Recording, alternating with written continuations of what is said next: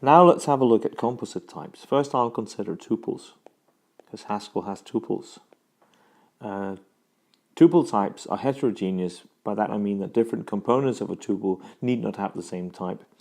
Here's an example of a tuple. 3, true. Its first component is a number. Its second component is a truth value. And we would expect that this was type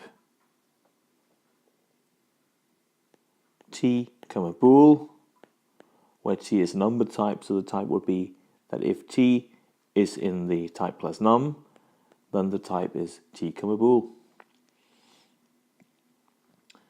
So let us ask Haskell about the type of the pair 3, true, and we can ask the type by writing :t and then the expression that we want to find the type for.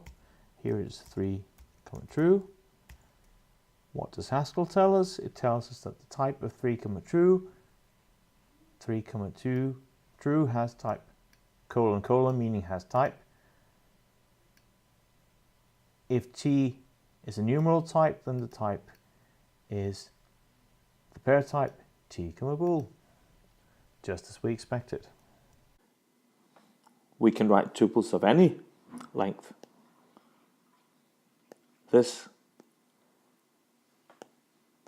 is the nullary tuple, the zero tuple. In general, if we have a tuple with k components, this is a k tuple. So nothing surprising going on there. What would the type rules for tuples look like? Well,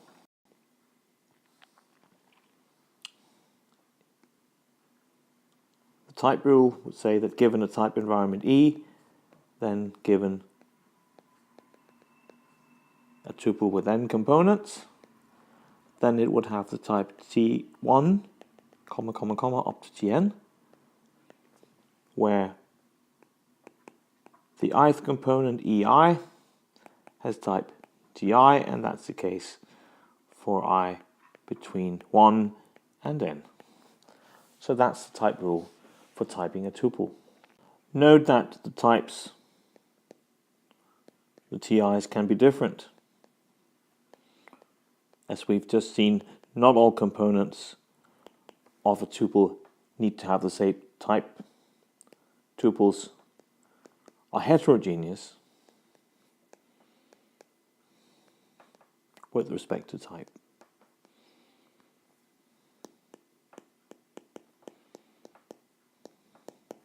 In this way, they're different from lists, and we're going to see lists now. Lists are found in Haskell just as they're found in the list-like languages such as Scheme. Lists are homogeneous with respect to type, as we shall see shortly.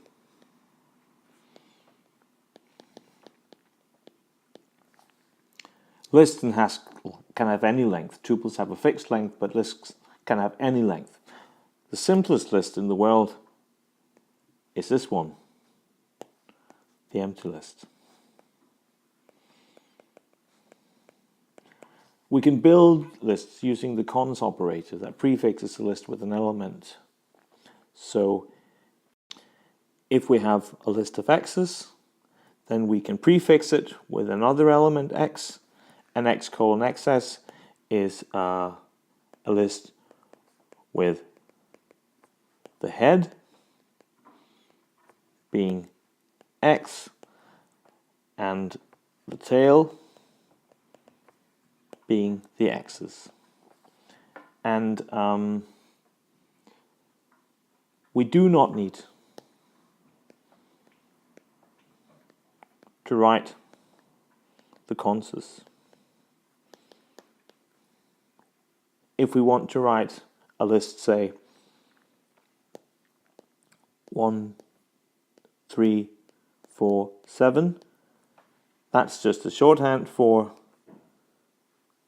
1 const onto the list that we get by consing, 3 onto the list that we get by consing, 4 onto the list that we get by consing, 7 onto the empty list. So this is the usual form in which we'll write lists in Haskell, but sometimes when we do pattern matching, which I will talk about shortly, we need to use the cons operator. Now, how do we type lists? I'll get back to that now.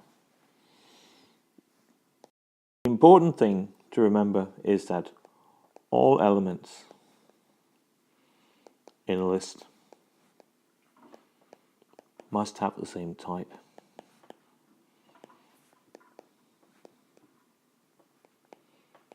So they're heterogeneous. And the type of a list of elements of type T. Now what's the type of such a list? It's T-list.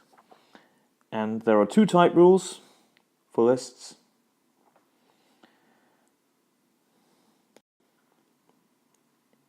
Here's the first one. That's the type rule for the empty list. It says that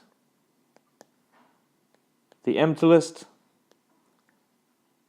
has type T-list, and that's the case for any type T. So the empty list is an character list. It's also a Boolean list. It's also an integer list. It's also a list if you want. This is the first example of a polymorphic type.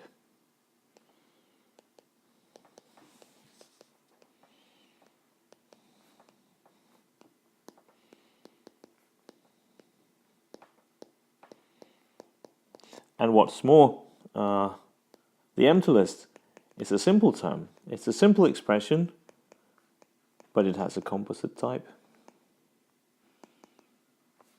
So that's an example that simple expressions need not have simple types. This is a simple expression with a composite type. That in itself is also interesting, I think. Now that was the first type rule for list, because now we can type the empty list. How do we type a bigger list? Well, we need to have another type rule, it's the const rule. The const rule tells us that if we want to type a const list x x's, then what's the type of that? Well, what we need to require is that we must, in our type environment, be able to type the head x with some type t, and then since a list has to be homogeneous, the tail of x's must be typable with type t-list for some type t. If that's the case, then the whole list that's got x const onto the x's has type t-list. So an example of how we use this might be in order now. Let's consider the list true, false. What is this list? Well, that's a shorthand for true, constant to false, constant to the empty list. How can we type this? Well, we want to type this. And we can type it in an empty type environment, because we do not mention any variables here. We can use an empty type environment. So let us type this list, which is list true, constant to false, constant to the empty list. Well, first we must type the head. It's easy to type true. We know that this is a Boolean constant, it has type bool. Then we must type false, constant to this. Now what's the type of this? Here we need to apply the const rule again. And let's do that. We get that, well, false has type bool, false is a Boolean constant. And here we have to type the empty list. And, well, in the nil rule, we saw that the empty list has type T list for any type T. So here, let's give the type bool list. And with that, we're done. We can now see that this list has type bool list, and we get that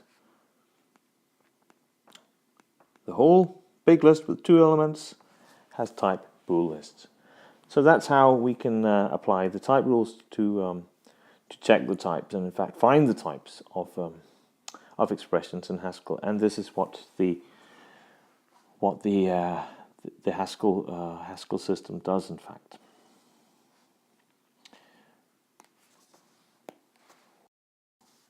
Lists are very important in Haskell, and they appear also in various guises. We have strings in Haskell, but there's very little to say about strings because the type string is just a shorthand for the type character list. So a string is just a list of characters. The type string is a synonym for char list. So there's little going on here.